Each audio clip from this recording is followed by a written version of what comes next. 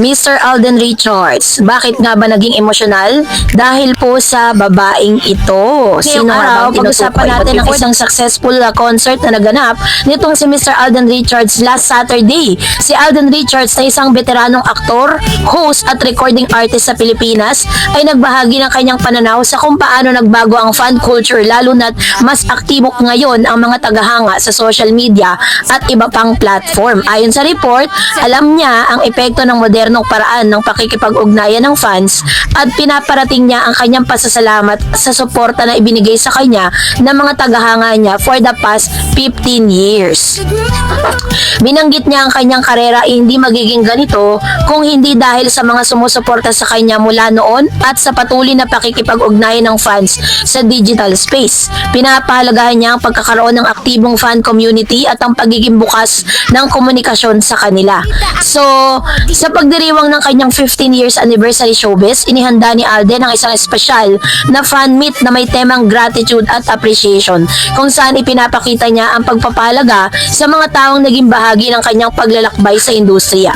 Kasama ang mga taga-suporta, kasamahan at pamilya, sinabi niya na ang mga taong pinagsamahan o mga pinagsamahan niya sa showbiz at ang mga tagahanga ang pinakamahalagang bahagi ng kanyang journey.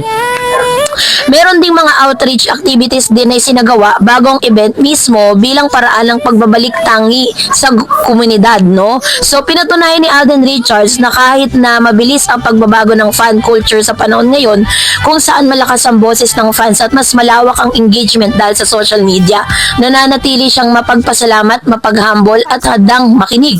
Ang kanyang pananaw ay hindi lang tungkol sa pag-iingat sa image, kundi tunay na pagrespeto sa mga taong nagbigay daig sa kanya sa industriya. So, sa kanya pong concert, is wala po siyang ibang pinag-aalayan nun, kundi yung mga taong sumuporta sa kanya for almost 15 years. Alam natin kung gaano katindi ang mga pinagdaanan ni Alden bago niya po narating kung ano po yung success na meron po siya ngayon. Kasi talagang katakot-takot na mga problema, no? Kaya naman, grabe po yung kanyang pasasalamat. At ngayong araw, of course, pinag-usapan din, no, na sinurpresa kasi si Mr. Alden Richards ni Julia Montes, kung saan hinahanap ang presensya ni Miss Catherine Bernardo na naging parte rin ng tagumpay ni Mr. Alden. Kasi diba for the past 15 years, dalawang movie na po yung nirelease nilang dalawa.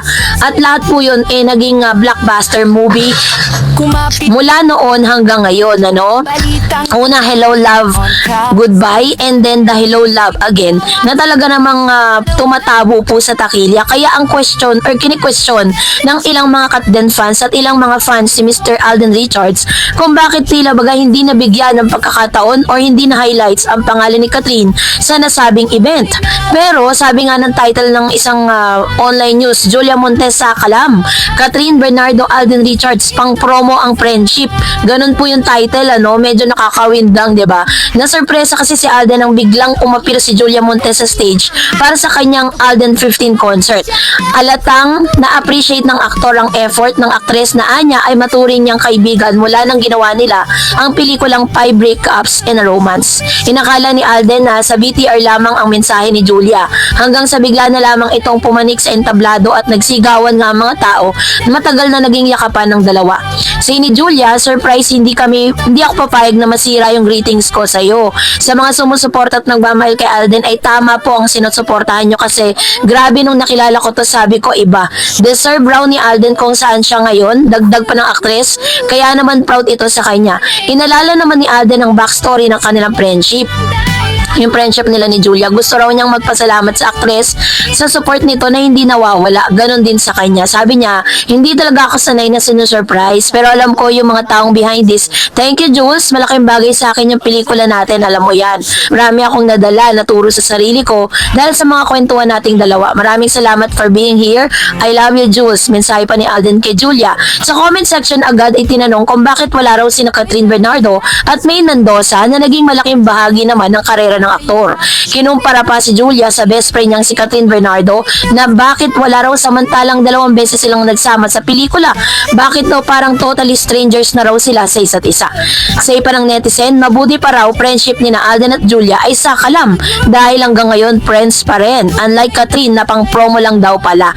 So yun po yung ilan sa mga naging usap-usapan ngayon sa social media. Kasi nga naman 'di ba, parang kini-question ng mga netizen na ba't wala si Maine Mendoza. Kasi po, alam niyo po kasi yung mga Aldab fan, once na nakita si Maine Mendoza dyan, mag-i-ignite na naman yung issue patungkol sa kanilang pagmamahalan, no? Sasabihin na naman nila, oh yan, supportado ni wifey, si husband, ayan. Kasi nga, di ba, parang iniisip nila na si Alden at si Maine Mendoza ay mag-asawa. Dito naman kay Catherine Bernardo is hindi naman siguro pang promo yung friendship. Alam ko pong maganda yung pinagsamahan nilang dalawa at sincere sila sa kung anumang friendship na meron sila. Maaaring hindi lang po available itong si Miss Catherine or pwede ring binawalan. Kasi alam naman natin na may paparating pong movie or serye si Catherine. Kasi ang ginagawa nila ngayon, nag-ship kasi sila ng love team eh. So, isa sa mga parang marketing strategy din yan na kailangan dito sa mga panahon na to habang nilo-launch, kasi alam naman natin na first time gagawin ni Mr. James Reid at ni Catherine Bernardo yung kanilang serye. So kailangan po bago lumabas yon is intact na po at talagang na-ship na po sila ng mas mahusay. Kaya po hindi kinoconnect at never po na parang nagkakaroon ng chance na nakikita natin magkasama si Catherine at si Alden even dito sa mga ganitong special occasion. Kasi nga, gusto po nila parang ma-mindset yung mga tao na let's forget about Kat din. Dito tayo pumoko sa Catherine. Parang ganyan ang strategiya eh, 'di ba? Pero syempre, hindi naman talaga mawawala sa mga Kat din fans, lalo-lalo na talagang kahit man lang ba konting greetings coming from Miss Catherine. Yun kasi yung hinihingi ng Kat din eh. Na parang makita lang talaga na sinusuporta ni Catherine at talagang pinapahalagaan daw di umano ni Catherine ang friendship niya kay Alden Richards. Kasi yung naging samahan kasi ni Catherine ay ni Mr. Alden tsaka Julia, kakaiba yon. Dahil nga si Julia parang talagang sobrang naging close silang dalawa. And then si Catherine naman kasi parang sobrang dami niyang engagement, sobrang daming mga gusto siyang makasama. 'Di ba? Parang kailangan nire-reserve niya kasi yung sarili niya. Kaya maaaring yan din ang sa pinaka biggest reason. So kayo po, anong yung saloobin patungkol dito? Mag-comment kayo sa comment section. And that's it for today. For more videos and updates, please don't forget to like and subscribe. And please don't forget to follow my Facebook page, DarEdge TV and DarEdge channel. God bless everyone! Kumapit na, makijam, balitang bag